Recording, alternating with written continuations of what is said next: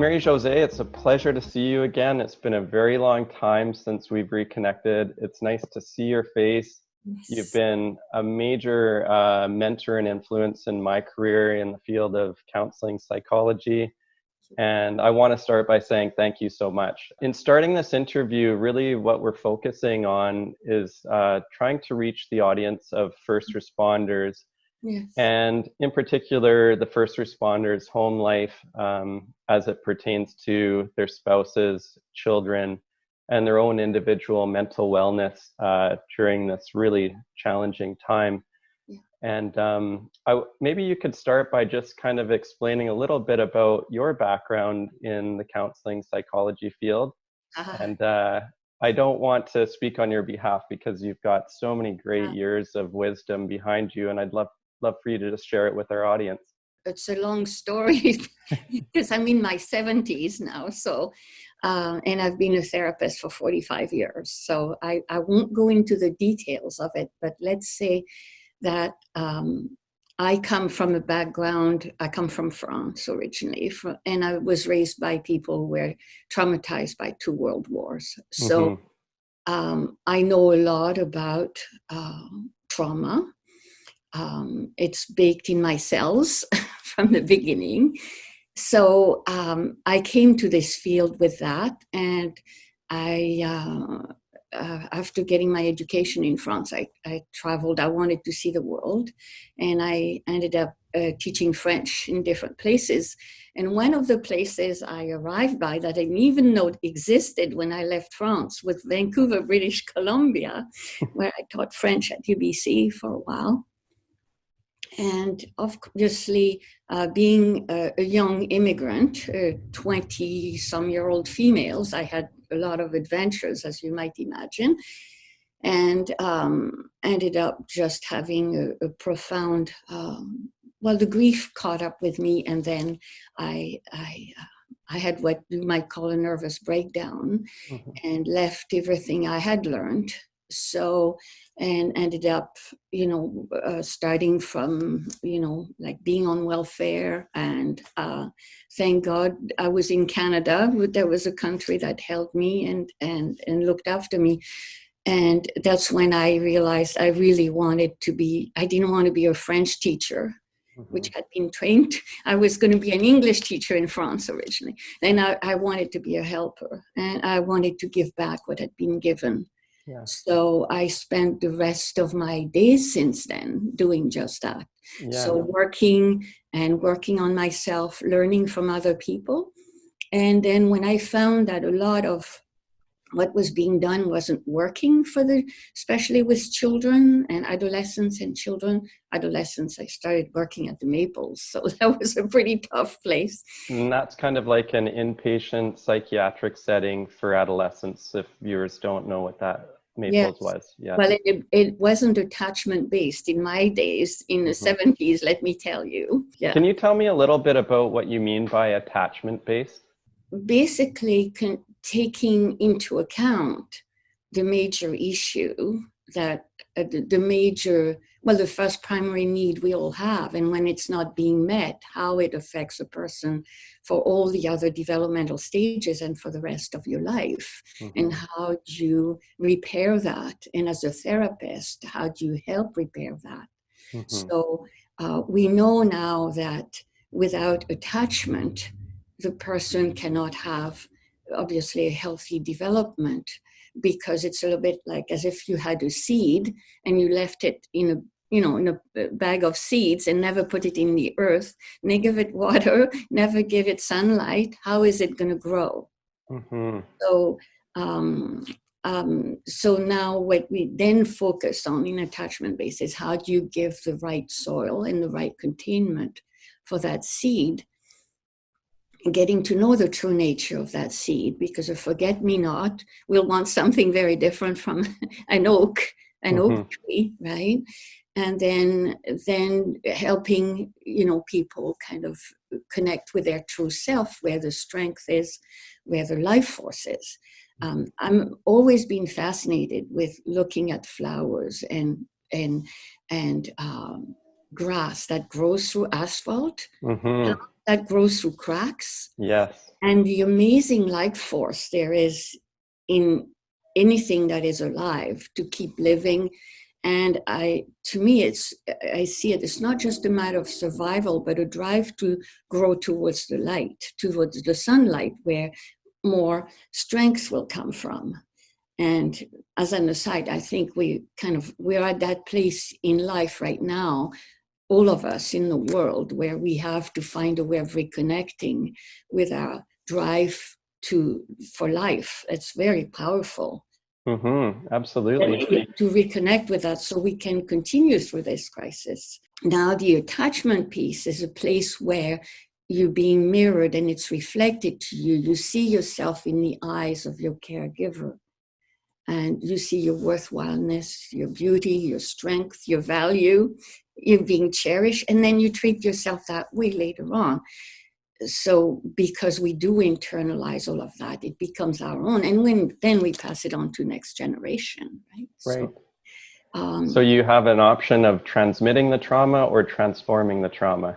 And I must say, I have spent the last 45 years transforming my own trauma and helping others do just that. So let me ask you a question, Marie-José, about trauma. Is trauma universal among humans?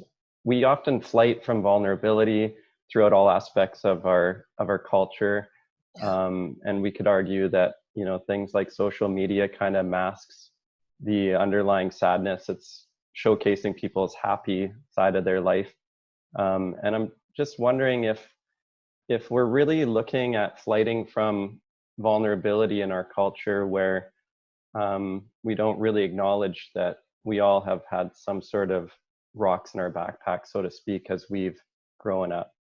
Oh, absolutely. I mean, it's trauma. In high school in France, I had to learn ancient Greek, and trauma, I can still see the spelling in ancient Greek, means wound. Mm-hmm. It's a wound. So how can you go through life without being wounded? How could you, no human being is perfect. And we have all the multi-generational that comes with us. So we pass that on. So I think part of that seed has multi-generational traumas in it when we come, and to that. And the person who's the gardener also has had it. But it's a matter of degree. Gotcha. It's a matter of degree. And to me, it's been a really great mystery looking back. All the people I have met and taught also and mentored over the years, and how amazing the mystery of life, and how what is in them gets to come out or not. When are they going to meet somebody where they're going to see in their eyes the value and the beauty and the strength and everything that is in them? And I have seen children who are so wounded, and adults who are very wounded, who have come my way, and they respond so well to being seen, that somebody sees who they are. And so, going back to what I see myself as a therapist doing, is providing that kind of space where I can, a person can come and have their true nature reflected, and I help them find ways of being connected with that. Because if you're a forget-me-not and you're trying to be an oak tree, and you're dealing with trauma, where are you going to connect to your strength, your wisdom, and everything you inherently know?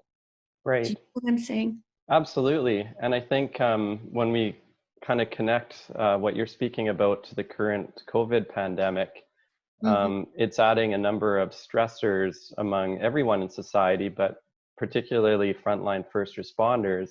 Yeah. And as we were chatting about before, this added stressor means that everyone kind of has that tipping point where they're going to revert back to some of their early childhood or natural ways of dealing with things, whether it's adaptive or maladaptive. Yeah. Well, when I teach, I always say we are a mixture of nature, nurture, and trauma. Okay. And all this has come together in such a way that it's best to not think we know it all, but find a place where you give it the safety, you give it to show itself, because usually we ourselves don't know 3/4 of ourselves. Like, not until we faced with stuff that we'll know what we're made of. I mean, Right. basically. Or until you watch yourself on video. Well, I try not to do that too much. Same here. Yeah. So you kind of mentioned your role as a therapist, and one of the terms that really stand out to me that I learned from you many years ago is this concept of attunement. I'm wondering if you can speak a little bit about how attunement works in a therapeutic setting and what the objective of that process is for your client. Well, you see, with each and every human being who comes to you with this mixture of nature, nurture, and trauma, they will all have develop their own way of keeping themselves safe, or thinking they're keeping themselves safe. Okay. So my job is to help them feel truly safe, in a sense, with another human being.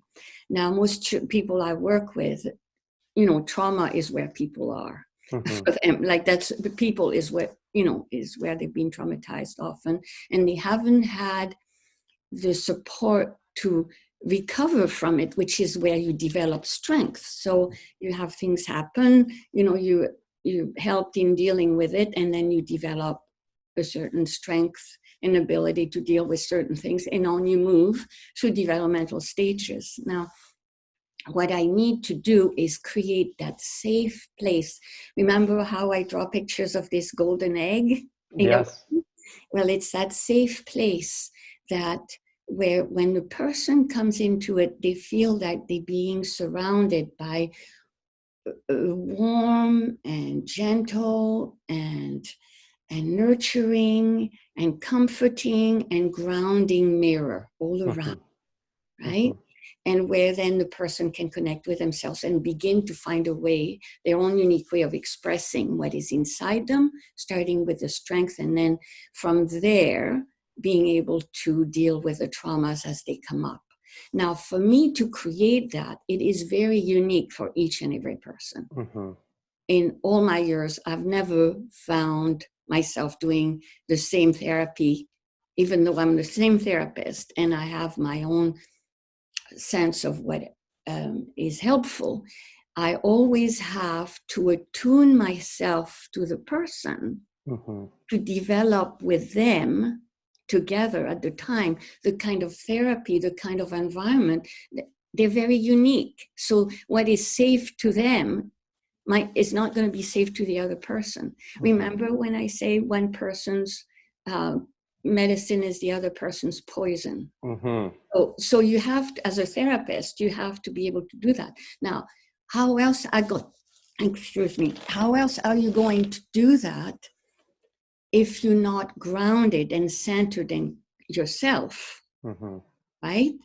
And for that, to attune yourself to the person that comes in. So you have that place of calm that they can match. You cannot create a safe place unless you're connected to your own safe place. And the word safety, we band it around, and that's, Yeah.